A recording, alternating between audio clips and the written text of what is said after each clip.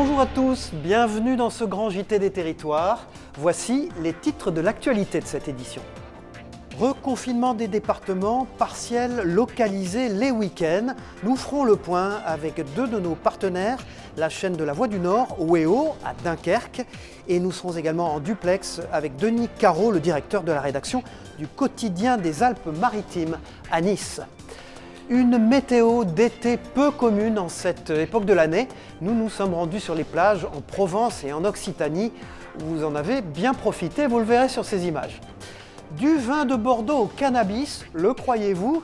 Les équipes de TV7 à Bordeaux ont découvert une cuvée bien particulière. Vous allez découvrir du vin au cannabis, à boire bien sûr avec modération. Enfin, Steve McQueen est de retour au Mans. Nous nous rendrons en fin de journal à une vente aux enchères pour les passionnés d'affiches de cinéma.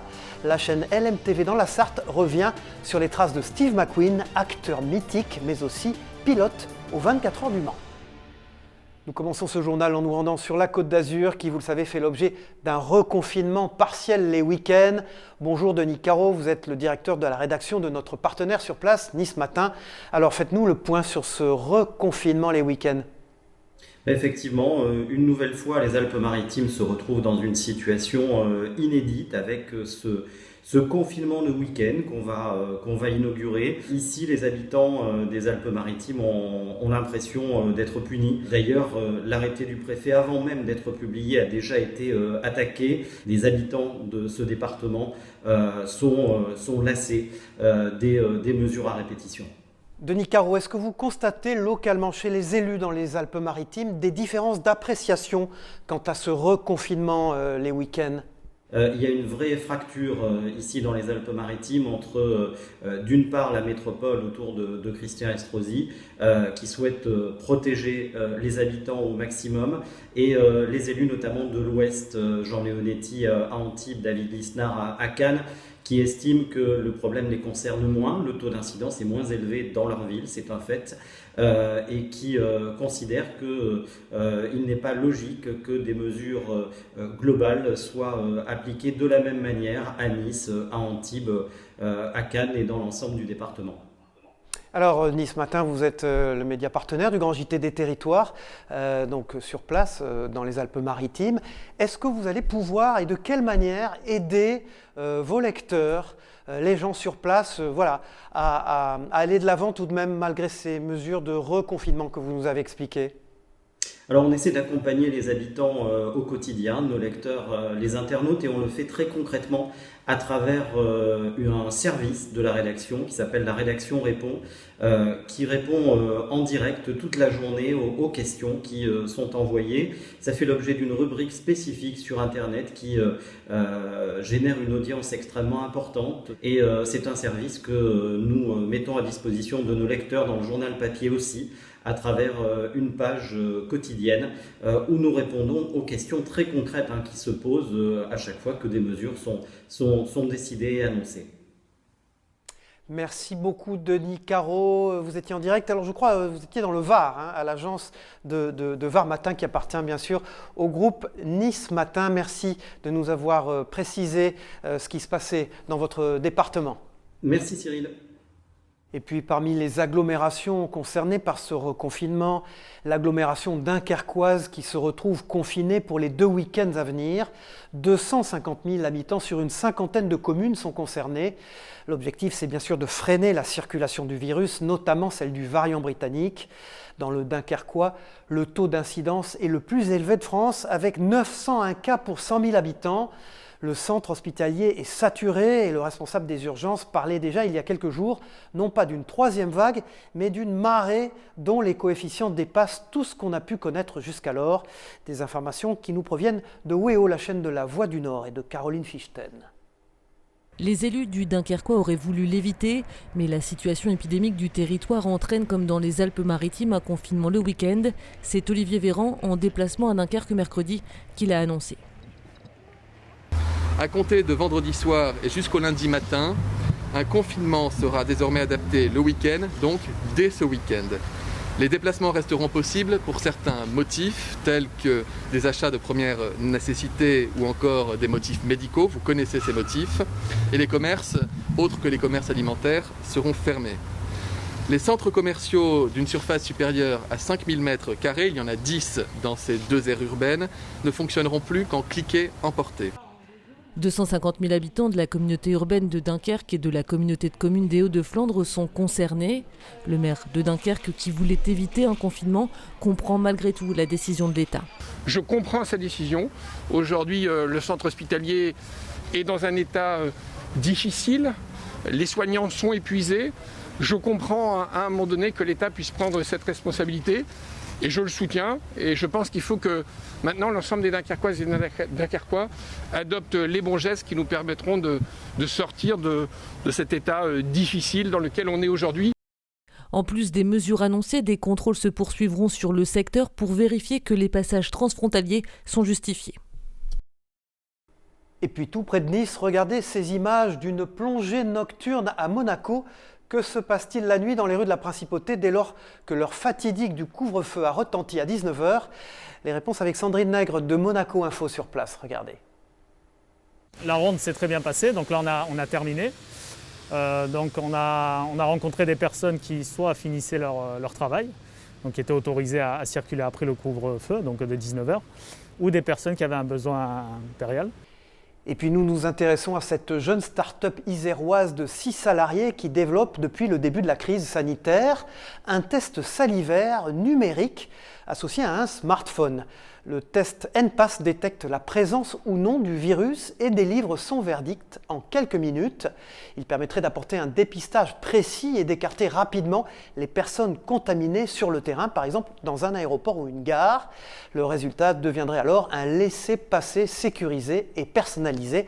Ce sont des images de Laurie Baillier pour Télé Grenoble. Et avec la multiplication des tests de dépistage en France, notamment à la recherche des variants du Covid, les infirmières ont vu leur métier totalement se transformer. Beaucoup d'entre elles passent leur journée à réaliser des tests PCR. Regardez ce reportage à Nantes de Maxime Buchot pour Télé Nantes. C'est votre premier test ou pas? C'est toujours les mêmes questions, toujours le même rituel pour cette infirmière, installée depuis 1 mois seulement en libéral. Des tests PCR comme celui-ci, Noémie peut en réaliser jusqu'à 80 par jour. Un travail à la chaîne loin de l'idée qu'elle se faisait de son métier. Ce qui est frustrant, c'est qu'on n'a pas le temps de discuter avec les gens. Ils s'installent, on les rassure rapidement sur ce que c'est que le test et après au suivant quoi. On fait 2 minutes par personne à peu près. Ce matin, Noémie fait partie des 3 infirmières libérales appelées par ce laboratoire pour dépister massivement à Nantes-Nord. Aujourd'hui, les tests PCR occupent 70% de son emploi du temps. On voudrait faire autre chose. On aimerait bien avoir des soins post-chirurgie, on voudrait avoir d'autres... et s'en sortir un peu plus. Ça serait bien que le Covid ne représente plus que 20%, quoi, admettons. Dans le box d'à côté, Tiffany, 7 ans de libéral à son actif, et déjà près d'1 an de tests PCR. Au début, ça a été compliqué. Parce qu'en libéral, on s'est senti un petit peu seul, ce qui n'est pas évident, on n'est pas dans une structure, on est 1 ou 2 dans un cabinet, on n'a pas forcément de matériel, on n'a pas forcément de protocole de prise en charge, et puis au fur et à mesure on s'adapte, on se renseigne. Aujourd'hui, je pense qu'avec 1 an, on a du recul, on sait s'organiser, on sait prendre en charge une personne Covid ou de faire des tests PCR. Avec l'expérience, Tiffany a aussi appris à convaincre les plus récalcitrants. Et ça marche. Après 5 minutes de négociation, le petit Malo a fini par se laisser faire à l'abri des regards extérieurs. Une prouesse de plus pour ces cosmonautes de la planète Covid. Et puis regardez ces images de La Dépêche en pleine vacances de février. La fréquentation touristique de Leucate, station de l'Aude très prisée des Toulousains, reste très modeste. La faute aux restrictions sanitaires bien sûr. Mais sur place, les vacanciers prennent un bon bol d'air frais et oublient un peu le coronavirus. Ce sont des images de Clément Gassi pour La Dépêche. Écoutez Pierre qui est touriste et qui vient de Bourg-en-Bresse. Ça fait du bien et puis c'est vrai qu'à cette période, nous en venant d'une région de l'Est où forcément on ne se baigne pas cette période, c'est sympa, c'est sympa. On profite de la mer au lieu d'aller au ski vu qu'on ne peut pas y aller en plus, donc voilà. On reste sur les plages du sud de la France. Regardez ces images qui nous sont envoyées par nos partenaires de la Provence. À Marseille cette année, les vacances d'hiver se passent à la plage. Cette semaine, il suffit d'observer un littoral très fréquenté pour en déduire que les vacances scolaires ont bien commencé. Et avec le retour du soleil, accompagné de températures avoisinant les 20 degrés, c'est sur les plages que les riverains se sont rués, comme celle des Catalans, que vous voyez sur ces images, où se sont rendues les caméras de nos partenaires de la Provence. Et puis on reste dans la région, du côté de la Corse. Dans cette période incertaine, les boulistes souffrent aussi du manque de compétition, une absence de visibilité dans le calendrier qui n'empêche pas les joueurs de se retrouver sur la place Pascal Paoli quotidiennement pour s'entraîner, comme vous le voyez. Et puis ces boulistes, tout en respectant les règles sanitaires, ont quand même un but. C'est l'espoir de disputer la 10e édition du Paoli, attendu en Corse comme le Roland-Garros de la pétanque et qui est prévu du 10 au 12 septembre prochain, si les conditions sanitaires le permettent. Nous entamons dans ce grand JT des territoires des portraits maintenant d'hommes et de femmes qui ont su quitter leur région pour mener leur carrière à Paris, mais qui gardent bien ancré en eux-mêmes l'amour de leur territoire. C'est le cas de ce Breton, Tugdual Denis, avec un prénom pareil, vous me direz. Ce journaliste, passé par plusieurs rédactions de magazines parisiens, retourne régulièrement dans son Morbihan natal. Et TBO, la chaîne du groupe Le Télégramme sur place, l'a suivi pas à pas. Regardez. Ce matin de décembre, Tugdual Denis retrouve l'air iodé de la Bretagne et également le goût iodé des huîtres chez son ami Olivier, ostréiculteur à Plouarnel. Moi j'essaye de revenir le plus souvent possible en Bretagne. J'ai deux manières de revenir, c'est soit je vais voir ma famille et mes copains, soit dans le cadre de mes piges pour la revue Breton, je fais une dizaine de séjours en Bretagne par an. Les deux hommes se connaissent depuis l'adolescence. Tug, comme le surnomment ses copains, sillonnait Carnac et ses environs entre sport, rencontres de copains et voile. Sur le rivage carnacois, le journaliste politique de Valeurs Actuelles déconnecte avec la politique lorsqu'il fréquente ses copains de Bretagne. Et les marchés, malgré le Covid, ça va ? Marché, il n'y a pas de souci. Ouais. Les gens se font plaisir. Retour à la maison familiale à Carnac. Issu d'une famille catholique, l'un de ses frères est prêtre, les copains de Tugdual l'auraient bien vu se diriger vers cette voie. Ce sera plutôt la philosophie, puis le journalisme, avec une collaboration avec le magazine Breton dès ses premiers pas dans le journalisme. Je voyais les affiches à la gare Montparnasse avec leurs jolies unes en noir et blanc. C'est souvent des portraits, des articles assez longs aussi, assez fouillés, assez ambitieux, assez osés finalement comme ligne éditoriale. Et donc j'avais toujours voulu écrire pour eux. J'étais vraiment extrêmement content quand j'ai réussi à écrire le premier article pour Breton. Et depuis, j'ai jamais voulu m'arrêter parce que c'est une manière de garder un lien quand même avec la Bretagne. En 2020, Tugdual Denis a écrit La vérité sur le système Fillon, un travail qui l'a amené à côtoyer les proches du candidat malheureux à la présidentielle de 2017. Justement, il y en a un à quelques kilomètres de la maison familiale, un Breton pur souche, Florent de Kersozon. Retrouvailles sur les quais de la Trinité avec le frère d'Olivier de Kersozon. Florent a été à l'école avec l'ancien Premier ministre. J'aime son courage, sa franchise et sa façon de traiter les sujets. J'aime bien ce qu'il fait. La Bretagne coule dans les veines de Tugdual Denis. Grand amateur de coucher de soleil, ses séjours à l'ouest lui permettent de se ressourcer et de s'ouvrir sur des horizons plus larges que son quotidien et la politique à Paris. Voilà, après cette balade dans le Morbihan, on retrouve en duplex de Valeurs Actuelles Tugdual Denis. Bonjour Tugdual. Alors expliquez-moi, est-ce qu'il existe une bretagnitude, un état d'esprit breton particulier lorsqu'on vit à Paris, comme vous ? Oui, je crois effectivement qu'il y a un tempérament breton, c'est un mélange de calme, c'est-à-dire de modération sur le plan parfois idéologique, parfois politique, et en même temps une rudesse, le côté granitique un peu du tempérament breton qui fait qu'on est capable d'affronter les grandes tempêtes. Tugdual Denis, votre journal Valeurs Actuelles s'est lancé dans un hors-série, le goût de la France, des terroirs et de la gastronomie. Alors pourquoi cette ligne éditoriale à Valeurs Actuelles maintenant ?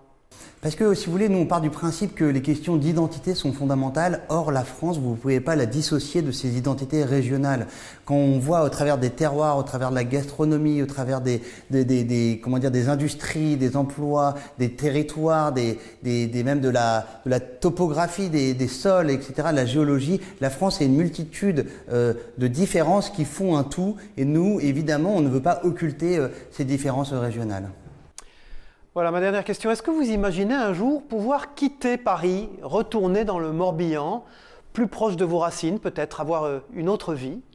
Écoutez, très franchement, oui, c'est effectivement un peu le but avec mon épouse. Et puis pour le moment, j'ai qu'un enfant, mais peut-être j'en aurai d'autres après. Je n'imagine pas la vie sans horizon, sans perspective. Paris est une ville où voilà, c'est très compliqué, à part si vous êtes sur un pont, de voir à plus de 200 mètres, comme je disais dans le sujet. Et moi, voilà, j'ai besoin d'horizon, j'ai besoin de perspective, j'ai besoin de sentir l'odeur de la pelouse mouillée le matin, des embruns l'après-midi, de pouvoir voir des couchers de soleil. Et effectivement, si on me disait aujourd'hui que je suis sûr un jour de terminer ma vie en Bretagne, je serais le plus heureux des hommes. Merci Tugdual-Denis, vous êtes loin des épreuves du bac, vous. Ce sera pourtant les nouveautés des épreuves du bac 2021. Un grand oral, 20 minutes, seul, debout et sans note devant un jury. Le lycée Jean Lurçat de Bruyères a fait appel d'ailleurs à un comédien professionnel pour préparer, pour entraîner ses élèves. Il est déjà temps de réviser d'ailleurs avec Marie-Danielle Rogovitz pour Via Vosges. On va s'échauffer un peu toutes les parties du corps, donc comme ça en tapotant. Ce sera la nouveauté du bac 2021, le grand oral. 20 minutes seul debout et sans note face à un jury. Et les terminales du lycée Jean Lurçat de Bruyères s'y préparent grâce à un comédien professionnel.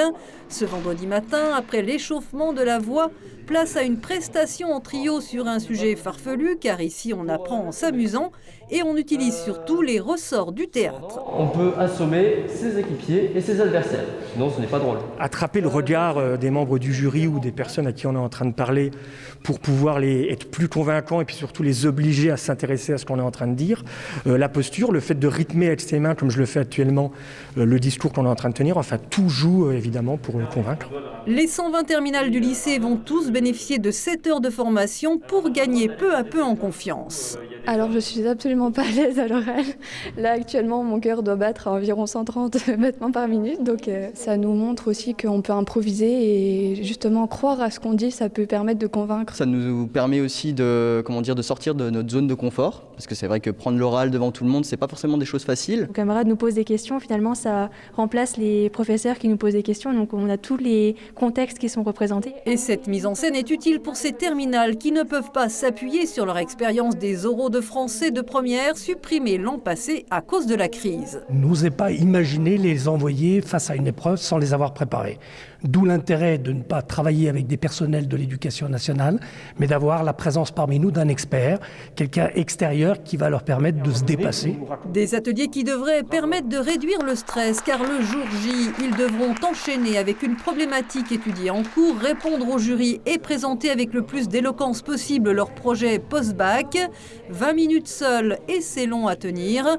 Le grand oral, c'est aussi une épreuve obligatoire. En tout, il y en a 5 qui contribuent à 60% de la note finale.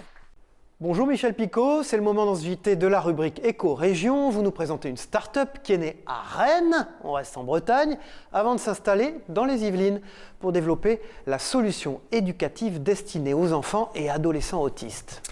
Bonjour Cyril, bonjour à tous. Tous les enfants doivent pouvoir apprendre, découvrir et gagner en confiance. Et quand je dis tous les enfants, je pense aussi aux enfants et aux adolescents autistes dont les programmes pédagogiques ne sont pas toujours adaptés. D'où l'idée de Gaëlle Regnault, elle-même maman d'un jeune enfant autiste, de lancer des manuels, des logiciels et des applications permettant à ces enfants d'apprendre à lire, écrire, compter et surtout retrouver confiance en eux grâce à des programmes spécifiques. Les enfants sont aussi accompagnés pour ces cours par des adultes pour suivre ces cours, que ce soit dans les écoles, les établissements spécialisés ou encore quelques mairies. Ces cours peuvent être donnés en présence d'un parent. Enfin, un espace activité adapté permet aussi à l'enfant de jouer seul. Learn & Joy, c'est le nom de cette entreprise, avait le jour en Bretagne avant de s'installer dans les Yvelines. Sachez que cette solution a été reconnue comme une initiative pédagogique remarquable par le géant de l'informatique Apple. Elle a obtenu également l'agrément gouvernemental en étant reconnue entreprise solidaire d'utilité sociale. L'entreprise permet aux enfants de gagner en confiance, comme je vous le disais, et d'éviter aussi toute forme d'exclusion liée à leur handicap. Bravo. Merci Michel Picot, rendez-vous dans une prochaine édition du Grand JT des Territoires. Direction les Antilles maintenant, Sainte-Marie dans le Nord Atlantique où le tombolo est ouvert depuis quelques jours. Tombolo, c'est un phénomène naturel qui ne se produit que quelques semaines par an. La bande de sable est de nouveau praticable et les Martiniquais ne manquent pas d'en profiter pour une balade sur l'îlet Sainte-Marie. Entre amis ou en famille, le tombolo fait toujours son petit effet, vous allez le voir. Un espace naturel à préserver, comme l'ont constaté Déborah Ambrosine et Marc-Joseph Luc d'ATV sur place, notre chaîne partenaire. Parmi la quarantaine d'îlets de Martinique, l'îlet Sainte-Marie fait partie des plus visités. Et pour cause, en amoureux, en famille ou entre amis, quand la période s'y prête pour s'y rendre, il suffit de traverser ce banc de sable, le tombolo.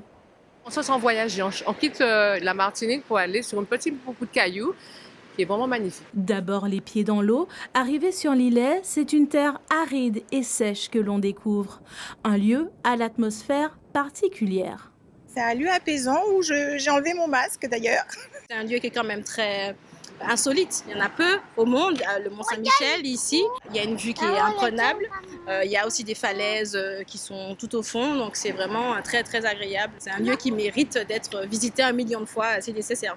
Selon l'ombre au tableau, les quelques déchets échoués aux abords. La déception, elle est vite là quand je vois les restes de plastique de part et d'autre. Ça, c'est quand même moins fun. Quelques efforts permettraient d'éviter cette gêne et garder le lieu toujours aussi beau. Car comme le dit si bien Soé, c'est trop joli. Vous l'avez vu dans les titres, c'est à peine croyable, du vin au cannabis. Un jeune Bordelais a tenté le pari fou de créer un vin qui contient des molécules de cannabis, mais sans propriétés toxiques. Alors que le marché du chanvre est en plein boom en France, ce producteur a voulu diversifier ses activités. En quelques mois seulement, ses commandes ont évidemment explosé. C'est un reportage de Baptiste Mouget pour TV7, la chaîne du groupe Sud-Ouest à Bordeaux. Croyez-le ou non, le fruit de cette petite plante va aromatiser une bouteille de vin. Un processus long qui démarre sous cette serre. Alors là, c'est la première étape de la culture de chanvre. En fait, on est en train de réaliser les plaques de semis qui vont nous permettre, première coupe des plants de chanvre, en fait, pour faire un effet buisson sur la plante et avoir un volume de fleurs. Ça va rester 1 mois en serre et ensuite ça va être diffusé directement en plein champ. Ici, les plants de cannabis poussent sans THC, la molécule toxique aux effets psychotropes. Il est donc légal d'en faire pousser. Raphaël de Pablo a eu l'idée de mettre les fruits du chanvre dans du vin. J'ai découvert un article sur Science et Vie avec une découverte archéologique où ils avaient retrouvé dans une jarre du vin en fait, qui datait de 200 ans avant Jésus-Christ, où il y avait du coup du vin et du cannabis. Donc on a fait les essais et c'était vraiment assez surprenant en termes de goût. Du coup le fruit du champ, ça donne ça. Et c'est donc ça qui va se retrouver là-dedans. Mais alors, quel goût ça a ? Alors je trouve pleinement le goût du vin rouge, plus particulièrement celui du petit verre d'eau, qui est un cépage bordelais oublié, très présent dans ce vin. Et puis comme je vous disais, vraiment, c'est sur le plan aromatique qui m'intéresse le plus, ce côté venu d'ailleurs, venu du cannabis qui est là bien présent. Cette bouteille coûte 34 € et en l'espace de quelques semaines, les commandes ont explosé, passant de 500 à 10 000 exemplaires. Pour ce député, le marché est une piste d'avenir. Il s'agit de faire les choses de manière sérieuse et de pouvoir faire évoluer notre réglementation pour pouvoir effectivement développer les usages du cannabis qui ne sont pas des usages qui peuvent être nocifs d'un point de vue sanitaire. Si ce breuvage fait parler de lui, c'est aussi par son succès. Raphaël a déjà reçu des demandes des États-Unis et d'Israël. Et pour finir ce journal, voici un sujet sur les fans de cet acteur hollywoodien mythique qui fut aussi pilote. Une grande vente aux enchères d'affiches de cinéma a eu lieu cette semaine au Mans. En vedette, une affiche originale du film Le Mans de 1971 avec Steve McQueen. Elle a été adjugée 1 200 € et Anthony Piton, fan de Steve McQueen, s'il en est, s'est rendu sur place pour Via LMTV. Regardez. On a bien sûr, comme vous le voyez, l'affiche du Mans. Il y a l'affiche originale, ça c'est l'affiche originale américaine. Film tourné en 71, au Mans forcément avec Steve McQueen. Alors il y a l'affiche américaine là, il y a également l'affiche française qui passera en vente. Cette affiche de cinéma est estimée à 700 €. Elle sera l'apogée d'une vente aux enchères exceptionnelle organisée au Mans. Près de 600 images seront proposées à la vente. J'ai tout de suite vu que Steve McQueen, c'était une légende ici au Mans. Vu qu'il est venu sur les 24 heures du Mans, c'est vrai que tous les Manceaux ont plus ou moins un souvenir de l'avoir plus ou moins croisé. Donc ici, c'est iconique. J'ai vraiment 3-4 lots autour de Steve McQueen. Déjà, ça fait un bon point culminant et ça permet d'échafauder une vente très correcte. Les affiches présentées sont très variées. De nombreux films cultes, des films de la nouvelle vague ou encore des séries B, en passant aussi par les blockbusters. Les gens charriaient des affiches de films avec des titres connus, des films célèbres, et puis après c'est l'époque, les acteurs. La salle des ventes peut accueillir jusqu'à 30 personnes. Les autres acheteurs seront derrière leur ordinateur sur l'interface interenchères.com. Les affiches, ça se prête très très bien à ça parce que ce sont des multiples, ce ne sont pas des produits uniques. Donc au final, il n'y a pas tellement besoin de venir les examiner. Les enchères sur Internet permettent aussi de toucher une clientèle de la France entière, voire étrangère. L'affiche de Steve McQueen pourrait donc prochainement quitter Le Mans. Voilà, moi aussi je suis un grand fan de Steve McQueen. Merci d'avoir suivi le Grand JT des Territoires. On se retrouve bien sûr pour une prochaine édition sur vos chaînes régionales et locales de la TNT et sur TV5 Monde. Bon courage à tous, au revoir.